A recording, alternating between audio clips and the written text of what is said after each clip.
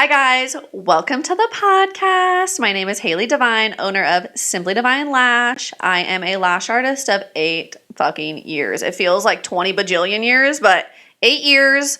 I feel like a grandma in this industry now. It's freaking crazy. I wanted to create this podcast because I've seen the ups and the fucking downs of this industry, and I would love to help other people in any way that I can, other artists that are either wanting to come into this or other artists that have been doing it as long as me and are fucking burnt out and tired, and we just need something fun, and we need just an experience that we can chit chat, have some tea, talk some shit, and have fun. You know, like, where else are we going to do that?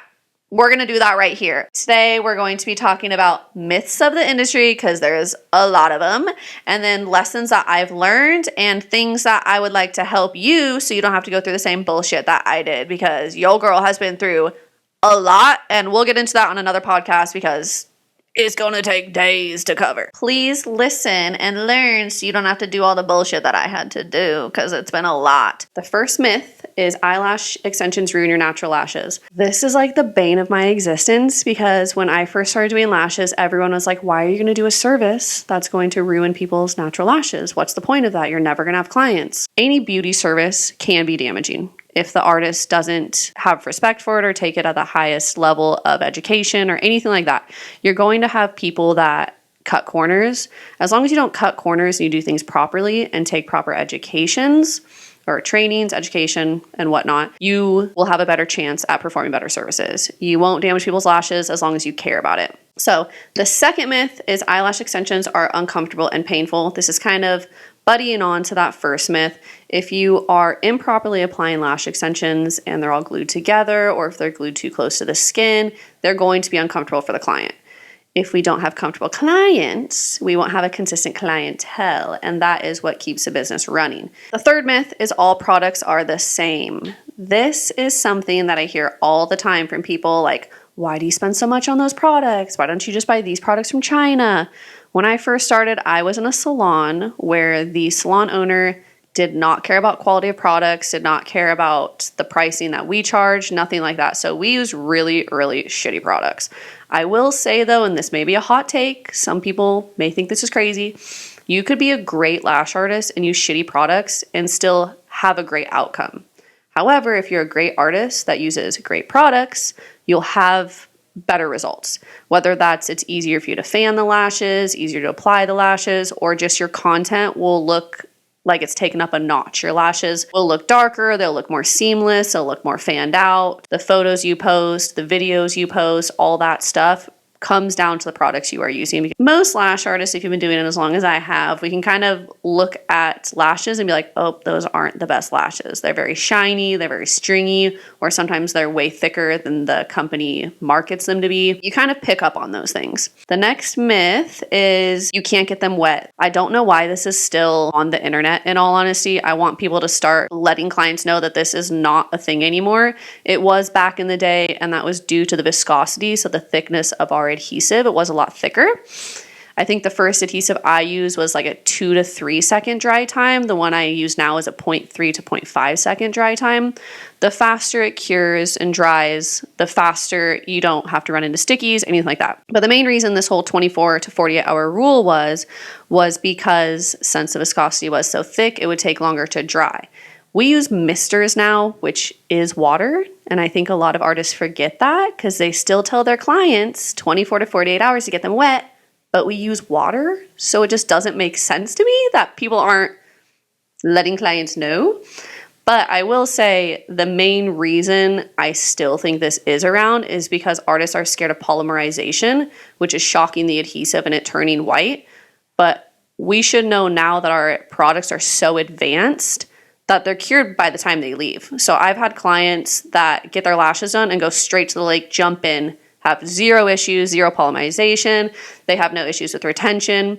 It's all about the products you're using. So investing in good products, always a must. So the next myth is all eyelash extension salons are the same. This is also, I've heard, oh, all artists are the same. They all do the same thing. I even see people like that will go online, watch one video and be like, oh, I could do that. You should come to me instead. We are not all the same. I've seen some crazy shit in my day. Like, it is wild to see the amount of stuck lashes that are either stuck to their skin, stuck to each other. I had a client come in the other day, and I know some artists are gonna come at me for this one. And I know some people like these long fucking lengths, but like 22 millimeters on somebody's eyelashes is disturbing. It's insane. It's in her eyebrows. Like, if you're doing lashes that are taking away from the client's beauty, just stop. Just please stop. Like, I can't handle that. We need to accentuate the beauty they already have. Or if their lashes are walking through the door before they are, that's a little much for me. Like, I've seen some crazy ones, and I also think it's because my clients know how, like, crazy I am when it comes to, like, health and safety of clients' lashes. So they send me their friends' lashes. Like, they're secretly behind doors taking pictures of people in public just to show me, to be like, look at this bitch's lashes. Like, you need to check these out. Because it does take away. And I hate that whole like lash blindness trend right now. Anybody that has fan lashes over 13 millimeters, why? Why are we fanning 16 millimeter lashes? Why are we fanning 22 millimeter lashes? They don't look good. They don't last. Your retention is shit. Like, there's no reason to do that besides catering to a client. And I understand that. But sometimes catering to a client is explaining to them why they can't have that. A lot of times client cannot sustainably have 60 millimeter lashes, come back in 2 weeks, and they still look fluffy. My longest length I fan is a 12 millimeter. I'll do spikes up from that. But fanning that high, when it happens, you're just going to have gaps. Like, it's inevitable. At 2 weeks, they're going to come back with some gaps because the main crossover area is at the tips. So if you're have 60 millimeters compared to 11 to 12 millimeters, the tips are crossing at a lower level within the lash eye frame. So please look into this. Artists that are doing this, please take trainings. Please understand why we can't do that. That's the main thing. Is I think there's a lot of artists that are like, oh, well, my clients wanted it. I totally understand. I want $1 million, but like, am I going to get that? I mean, hopefully one day, but sometimes things just aren't going to happen, and we need to understand why. And it's our job as artists to understand how to explain to clients why they can't have it. Like, girl, your lash line, you got 3 millimeter lashes. I'm not putting 60 millimeters on you. Like, there's just no way. If I did, you either wouldn't have natural lashes, so there goes a client for me, or your retention is shit, and then I have to do double time at your fill to try to fill your lashes. So all in all, I lose as the artist because I'm thinking I'm making the client happy, but when they come back, they're not happy. I'm tired of seeing it. I'm tired of doing transfer fills and breaking all these achy breaky hearts that I can't do 20 millimeters on you. It's just not going to happen. The longest I go for spikes is like 15, maybe. And that's like on a good day, if you're being nice and maybe bring me coffee, you know. Now we're gonna go into things that I wish I knew before starting my business.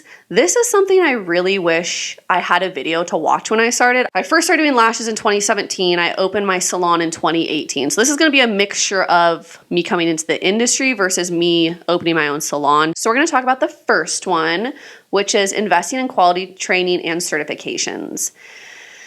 Oh boy, right now with this like epidemic of online trainings, and I know they have a place in the industry, so don't come at me all crazy, but like if you're starting out in this industry and you're like, oh, I'm gonna take this like $99 training online and I'm gonna be able to charge $100 a fill, which is what I charge. There's no way. You're just not going to. You're not gonna have someone that's able to sit and watch what you're doing and correct either your body positioning, the way you're grabbing your tweezers, the way you're lifting the fan up. Things like that do come with time, but having somebody to correct those fundamentals before you create bad habits is really important. I had a very weird upbringing into the industry, so the reason I'm so passionate about this is because I was the opposite. I worked at a salon that she showed me how to isolate and showed me how to pick up pre-made lashes, which we'll get real fucking into pre-mades, because if you follow my Instagram, you know I am only handmade fans and I will be that way till I die. But if you don't take proper trainings, you're just creating bad habits that you're gonna have to break later on. And it's like, why wouldn't you invest in yourself? You are your biggest investment. So if you're gonna cut corners and take shitty trainings, you're gonna do probably shitty lashes. Sorry to break your heart. Or you're gonna spend months and months, even years, trying to get to the same level as, say, one of my students that took a hands-on training where it's very detail-oriented, and I'm on top of you of the aspect of, oh, you're pinching your tweezers too tight, or you're not pinching them enough, or you're dipping before you lift, or you're not fanning slow enough, you're doing it too quick, where it spreads too fast. Things like that, to have someone that does lashes day in and day out, it's incomparable. An online training, they have their place. I will say online trainings are nice when it comes to like specialized and stylized things, but if you're a brand new artist trying to learn the fundamentals, please take a hands-on training. It will change your life. Next thing is, don't underestimate the costs of starting the business. Oh, this was like, I'm actually really lucky. I have my mom who's so amazing. You guys might meet her one day if she lets me put her on camera. She was the one that actually sat me down and was like, this is how much you're making. I was an employee before at my first salon that I worked at. This is how much you're making for your employer, and this is how much you're getting, and this is the cost of all your products. She sat down and broke everything down for me, and that's when I was like, I should just do this on my own. Why wouldn't I do this on my own? Depending on what you're going to be. That's also another thing that you need to figure out as an artist. Do you want to be an employee? Do you want to be a booth rent? Do you want to be a salon owner? I will tell you right now, we're a special type of crazy. If you're a salon owner, we're fucking crazy. Because some days I look in the mirror and I'm like, why did I do this? This is so stressful. I have to maintain my rotation of like 44 clients. That's over 80 clients a month that I see, on top of having my renters, which I'm probably a little bit more hands-on because I'm definitely a little bit of a control freak, but I want to make sure if I'm suggesting any artist that's in my salon that they have that same quality and standard that I have and same respect that I have for my clients, because I can't in good conscience send one of my clients there and them not respect them the same way that I respect them. So if you're a type A control freak person, owning a salon will be stressful at times. So please keep that in mind. New artists, and I wish I could scream this right now, do not open a salon that has renters coming out of beauty school. I know you're there. I know there's some of them. I've gone to our beauty school. I've talked to our esthetician teachers. There's so many people that are spreading this false narrative that like, I opened a salon at 22 and it's so easy and it's so fun and you're going to love it. I opened my salon at 22. It was great the first couple years. And then you look and you're like, oh my God, this is so stressful. How am I supposed to maintain the salon, keep it stocked up, keep the artists stocked up? Keeping artists in this industry that's always evolving and always changing, it's hard. It is very emotional as a salon owner when you have people like I say, like graduate or move on from the salon. It feels like a breakup. It always makes me sad. I understand that is the name of the game in this industry. You're always wanting to evolve and grow and develop. And a lot of times that means a new space, because when you have a new space, it's kind of like a fresh start. And I totally understand it. But as a salon owner, you definitely have to go into it with that mentality, because if you don't, it's going to be really hard for you. You're either going to be super fucking humbled, which I was humbled a lot, because I was like, why wouldn't anybody want to work here? It's so fun. I love it so much. And it doesn't mean they don't want to work at your salon. It just means they're on a different track of life right now. And I think it took me a hot minute to realize that. I definitely took things a little personal, but we all learn, we all grow. So that's big advice, first and foremost. So the next one is understanding the importance of building a client base using strong market strategies. Everyone thinks coming out of beauty school, like, oh, it'll be easy. I'll get all my friends. I'll have all my friends to do lashes on. I was actually just talking to a few of the girls today. It is easier to have clients turn into friends than friends turn into clients. You'll have friends that want free services. Oh, they'll be the best models. They'll be amazing. It'll be so nice. The moment you start charging, most of them will not be your client. It's definitely an interesting way of seeing like who are your like quote real friends and not blah, blah, blah. It's just really important to understand that you're not going to have clients at first. And I hate being the one that's like kind of shitting on it, but you won't have clients. And the only way to get clients is to market. People get this idea coming to this industry like, oh, I'm going to make so much money. If your biggest incentive of coming into this industry is money, please just reevaluate, because you will not make money starting out. You'll see money coming in, but you don't know you have rent, you have products, you have so much overhead. Oh, and don't even get me started on retail. I made that mistake. I bought all this fucking aftercare, all these lash bash, all these things, but I didn't have a client or a clientele to market to. So who am I supposed to sell these products to? You have to build a clientele to be able to sell your products to that clientele. the best way to build your clientele is by marketing. I was one of the first 6 lash artists in my town that it was my whole thing. There was lash artists that were estheticians that offered lashes, but I was full force lash artist. Instagram wasn't as utilized for businesses in the way that it is now. It is completely structured different. So I kind of grew really big within the industry because of social media. And it was because I tapped in at a point that not a lot of people were using it. Now I'm just so fucking overwhelmed, and I'm blessed I have a social media girl, because there's absolutely zero fucking chance that I could be taking as many clients as I take, doing trainings, doing social media, doing all the things at a professional level. You can do them. I'm not saying you can't do them. Like, pat you on the back if you are doing them. That's fantastic. But I noticed my mental health declining, and I will scream from the rooftops, mental health over money. A few years ago, I was definitely like, work. Like, I need to make money. I need to save. I need to like put it back into the business, stuff like that. There'd be days I would go home and just sit alone in my house, which, you know, you work really hard for the nice things you have and it's great. But if you don't have either people to share it with or spend it with, or all you're doing is working, you sit down and you're like, is it worth it? Like, what's the point of it? So I will always say mental health, focus on yourself, make sure you have a full cup to pour into others. You can't pour from an empty cup, essentially. So the next subject we are talking, or the next lesson we are talking about, is client satisfaction is key, but managing expectations is vital. So handling client concerns and maintaining high satisfaction rates, you need to be educated and feel educated enough to educate clients. The thing is clients will come in, show you photos and be like, oh my God, I saw this on TikTok. I really want it. It's always some fucking long lashes that you have to tell the client, like, bitch, I can't give that to you because of A, B, and C.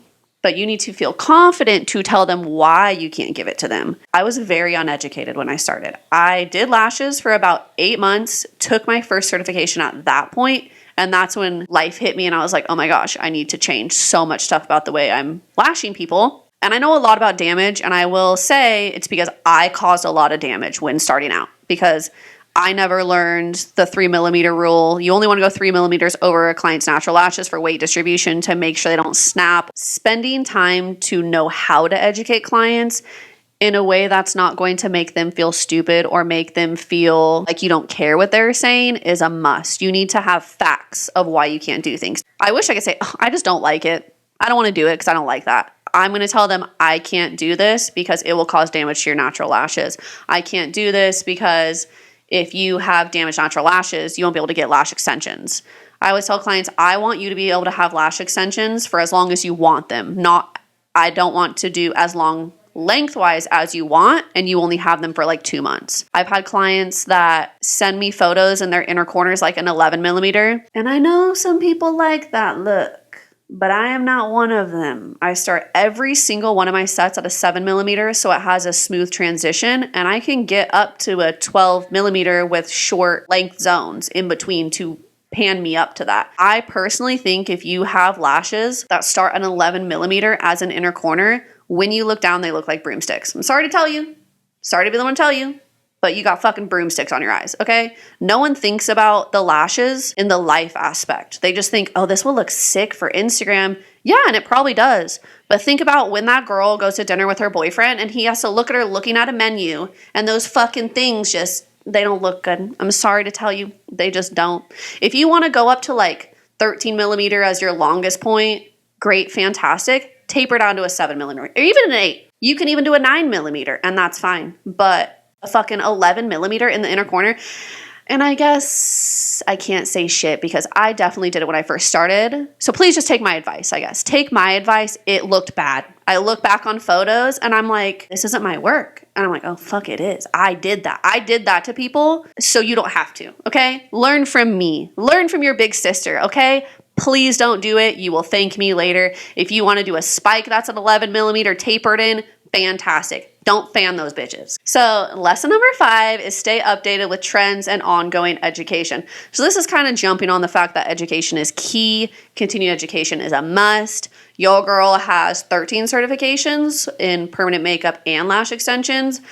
I just value knowledge over everything. I think knowledge is a great way for one, clients to feel confident with you. If you're not educated and comfortable educating them, they're not going to be as confident in you as an artist and know that they can trust you. This is a very vulnerable service. Their eyes are closed the entire time. They don't even know what we're doing, which is kind of wild to think in all honesty, but you need to be able to educate them on what you're doing, why you're doing it, how you're doing it, because that client will now be confident enough to stay with you. I've had so many clients, and I know some people don't do transfer fills. I'm a huge advocate for transfer fills. Honestly, it's because I really hate doing fucking full sets. I don't want to sit here for 2.5 hours with my like shrimp broken back after doing like 4 fills that day. I usually take 5 clients a day.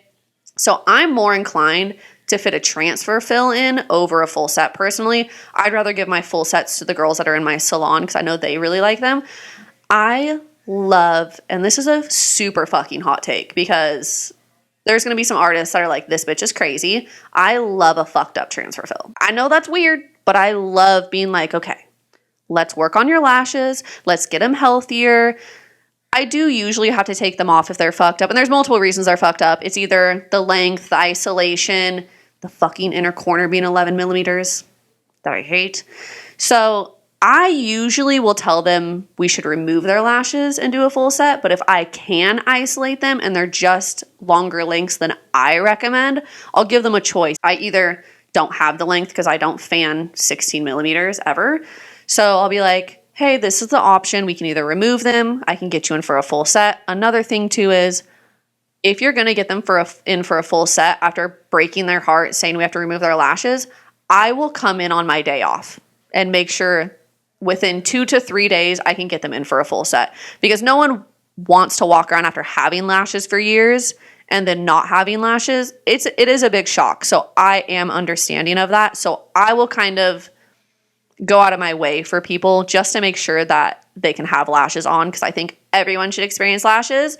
They are a necessity in my life. I know they're not a necessity in other people's lives, but I will do that. Or I will say I can fill over them, but you're going to have a transitional period where at your next fill, I'll remove as many lashes as I can from the other artist. And sometimes I can't get them off, so I'll either tell them I have to leave this one and hope it sheds out, or we just remove them. That is a personal preference. So another thing is this industry is changing so much. Texture, that wasn't a thing when I started. 2014 in Russia is when volume was created. I started in 2017 in a small Northern California town. So I would say probably it was just getting big here when I started, and mega volume, holy shit, that shit blew up overnight, and honestly, it felt like. So I learned volume. Within learning volume, I probably started doing mega volume 3 to 4 months after I learned volume. Oh, and I never did classics. Not into classics, just not my vibe. I always knew I never wanted to do it, so I started with true Russian volume. Then I went into mega volume, and that's what I did for years. So when all these girls started creating this like wispy texture, like very natural, it didn't emulate classics at all, but it was definitely a more natural style than I was creating. So I wasn't really into it. I'm not going to lie. It was more fear of the unknown. And I think that's where I also got humbled, where when COVID happened, texture was so big. So I was like, I now have to take 3.5 months off. What can I be doing? So I taught myself different ways to do texture, because the way that it was when it first came out, it just looked like shitty, messy lashes, personally. People weren't using stylized spikes and stylized bundles back in 2020. And fast forward now to 2025, where we now have wet sets or angel sets or things like that are completely different, or even anime. Oh my gosh, that's the newest style that's coming out, using angled direction bundles to create more of a tapered tip than you would do with like a normal bundle tip. It's super cool. Honestly, I'm still trying to perfect it. It is very intimidating to do these clusters. I don't want to say clusters because people are going to think cluster lashes, but there's no better phrase. But using bundles clustered together to create a denser base and a tapered tip is very hard. So taking continued education is definitely a must. If I didn't reevaluate the styles I was doing, I probably would have lost a majority of my clientele that I've already built. If you're not growing as the industry grows, you could potentially lose either the clients you already have that see a style on Instagram and they're like, oh my gosh, I want to do that style. Or you have new clients that come to you, show you a picture, and you're like, oh, well, I don't do that. Like, sucks to be you. I don't know what artists are telling people, because at some point, you don't really know what the client wants until they come in. So if you're not versed on every single style, you can't cater to a majority of technically like the masses of clients that want to get in with you. So I really, really value continued education. It's so important. Whether that's even body positioning. Oh my gosh, I went to a training once and she looked at me and she's like, "Why do you sit like that?" And I'm like, "I don't know. That's just how I've always sat." She positioned me differently. I felt like I could work faster, which I hate saying faster and cutting corners because I don't think you have to cut corners to be faster, but just body positioning, things like that. It's just so important. Every training you go to, you will learn something, whether it's technique practices, business practices, using booking links. So overall, taking time to educate yourself is the best way to get clients, retain clients, and get clients feeling comfortable with you. Education is so important because then you have the confidence to tell clients, "Yeah, girl, that whole 24 to 48 hour rule is shit. It ain't a thing." And you have the confidence and education to explain to them why it's not a thing. Not just being like, "I saw something on Instagram," or I saw Haley's podcast and she just said like, that's not a thing anymore. So that's why. You should be able to be like, "The viscosity of our adhesive, way thinner. Our adhesive dries way faster. We use a nanomesser at molecular sized molecules of water to cure the adhesive," versus back then we used fans, which I still use a fan. But if you're an artist that isn't misting, one, I think you're kind of not creating a as luxury of a service for clients because they kind of like it. For two, it's helping our work. We're working faster. If the lashes cure faster, we have the ability to apply more lashes at a quicker rate. So speaking of education, your girl loves training. I have offered training for a couple years now. You can find our training on simplydivinelash.com. We offer a 2-day hands-on training. That is a beginner training that goes over what classic, hybrid, volume, angel lashes, wet set lashes, all that stuff is, how it works, stuff like that. I also have a hands-on advanced training that goes over colored lashes, textured lashes, directional lashing, which is a hot take right now.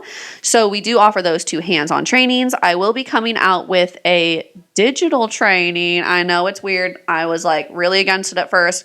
But these trainings are going to be specialized trainings that are going to just be stylized. They are not going to be a full training, how to do from the start to finish. It's how to style these specific techniques. So you can find these trainings on my website. Cruise around, check out our products. If you have any questions, you can contact me through Instagram, the website, a lot of the media platforms. Please make sure to comment any ideas or any things you guys would love me to talk about or break down for you guys. I want to connect with you guys as much as possible. So please remember to like, share, and follow. And I'll see you in the next one.